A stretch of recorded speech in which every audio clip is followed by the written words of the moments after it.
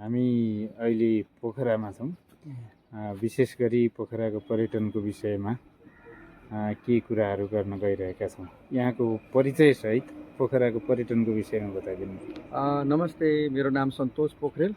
म पर्यटन व्यवसायमा आबद्ध छु र Nepal association of tour and travel agent Gandaki प्रदेशको म पूर्व अध्यक्ष हो र पर्यटन व्यवसायमा मेरो ट्राभलदेखि सुरु भएर अहिले होटलसम्म र मेरो लभली माउन्ट ट्राभलबाट सुरु भएको करियर अहिले होटल पोखरा बाटिका र वसुन्धरा रिजोर्ट यता होटलतर्फ छु। र पोखराको पर्यटनका कुरा गरिरहँदा अहिले पोखरा यो सिजनको बेलामा छ र अहिले भारतीय पर्यटक र फरेनरहरू जो विदेशीहरू र नेपाली पर्यटकहरू गरेर अहिले पोखरामा केही पर्यटकहरू छन्। मौसमको हिसाबले यो जुन मौसम के थियो भने वर्षाको मौसम सुरुभन्दा अगावैको प्री मनसुन मौसम हो। तर मौसम अहिले चाहिँ मौसम किनभने प्री मनसुन मौसममा अलि रेन चाहिँ बढी हुने गर्दछ। तर यो चोटिको मौसम के भइदियो भन्दा प्री मनसुन अलिकति अगाडि नै भयो। त्यसले गर्दाखेरि थोरै मौसम गर्मी छैन, चिसो छ, एउटा आनन्दित मौसम छ। पोखरा यो बेला घुम्नको लागि पोखरा घुम्न लायक अवस्थामा छ। प्रायः जसो इन्डियन पर्यटकहरू हामीले धेरै देख्यौँ। यो अहिले इन्डियनहरूको सिजन हो कि अन्य पर्यटक? खास यो इन्डियन पर्यटकहरूको सिजन नै हो। अहिले के छ भने इन्डियामा पनि थोरै गर्मी बढी हुने अनि इन्डिया र जुन पोखराको दूरी छ एयर डिस्टेन्सबाट हामी टाढा देखिए पनि जुन रोड कनेक्टिभिटीमा हामी एकदमै नजिक छौँ। किनकि रोड कनेक्टिभिटीमा नजिक भएको हुनाले र इन्डियामा गर्मी भएको हुनाले इन्डिया र पोखराको र अहिले र नेपालको तापक्रमलाई हेर्दाखेरि हामी यो तल्लो भेगहरू जुन छन् गर्मी भए पनि पोखरा, काठमाडौँ, चितवन खासै गर्मी छैनन्। अनि पानी परेपछि पोखराको टेम्परेचर डाउन हुने हुनाले अहिले नै 17-18 डिग्रीमा छ नि त आज।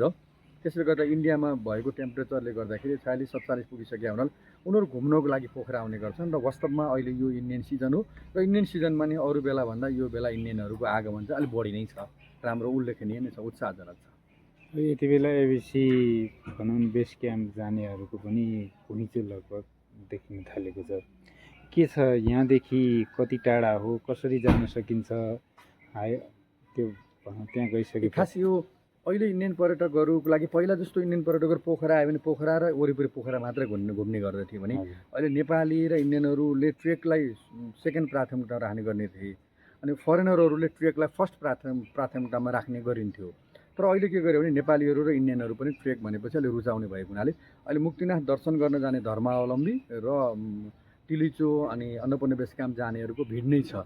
अहिले सबभन्दा राम्रो पक्ष फेरि के छन्, अन्नपूर्ण बेस क्याम्प जाने सबभन्दा एक नम्बरमा प्राथमिकता देखिएको छ। अन्नपूर्ण बेस क्याम्प भनेको त्यो एबिसी ट्रेक भनेको अन्नपूर्ण बेस क्याम्प हो। त्यो 4100 मिटर उचाइमा छ समुद्री सतहदेखि भने फेरि एमबिसी भनेको माछापुच्छ्रे बेस क्याम्प हो, त्योभन्दा थोरै अगाडि पर्छ।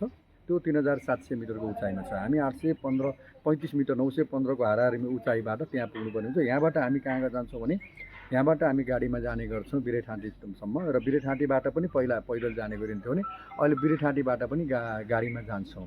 र हामी बिरेठाँटीबाट अगाडि गाडीमा बढिसकेपछि हामी छोमरुङतर्फबाट हामी जब उकालो लाग्ने गर्छौँ हिँडेर जान्छौँ। बिस्तारै हिँड्दै गरिरहँदाखेरि हिँड्दै गर्दा हामीलाई 2 नाइट 3 डेजमा पहिला चाहिँ 4 नाइट 5 डेजको हो भने अहिले 2 नाइट 3 डेजमा लगभग एबिसी पुग्न सकिन्छ होइन।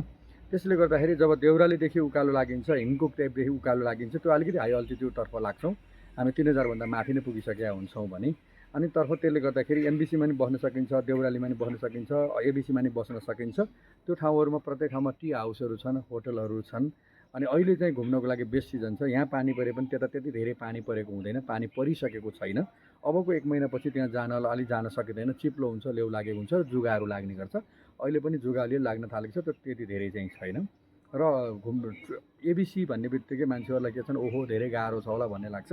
तर के छ भने बिस्तारै जानुपर्छ। अकस्मात एकैचोटि जानु चाहिँ हुँदैन, किनकि त्यो 4100 मिटर उचाइको हाइटमा छ। 3500 भन्दा माथि गएपछि अल्टिट्युड लाग्न सक्छ। र यो मौसम चाहिँ ट्रेकिङ गर्नको लागि बेस्ट मौसम हो, बेस्ट सिजन पनि हो। अब पहिलोपटक जानेहरूले के विषयमा ध्यान दिनु पर्ला? पहिलोपटक जानेहरूले के गर्नुपर्छ, सबैभन्दा पहिला ध्यान दिनुपर्ने विषय भनेको हाम्रो जुत्ताहरू छ, अलिक कम्फर्टेबल जुत्ताहरू लगाउनु पर्ने हुन्छ। किनकि त्यो भनेको ट्रेक भन्ने बित्तिकै अप एन्ड डाउन हुनसक्छ। जुत्ता कम्फर्टेबल हुनुपर्छ। जुत्ता कम्फर्टेबल र आफूले लगाउने कपडाहरू पनि कम्फर्टेबल हुनु पऱ्यो। र अलिकति क्यारी चाहिँ के छन्, लाइट क्यारी गर्नुपर्छ, धेरै गरुङ्गो चिजहरू क्यारी चाहिँ गर्नु भएन। अनि आरामसँग जाने र ट्रेकमा कहिल्यै पनि हतार गर्नु हुँदैन। म हिँड्न सक्छु अरे सुरुमै नै थाक्ने गरेर स्यास्याङ गरेर हिँड्नु चाहिँ हुँदैन। ट्रेक भनेको इन्जोय गर्ने हो, बिस्तारै शरीरलाई रिल्याक्सली गर्दै 1 2 3 गर्दै बिस्तारै आनन्द गर्दै अगाडि बढाउने हो। र सबैभन्दा धेरै पानी चाहिँ पिउनु पर्ने हुन्छ।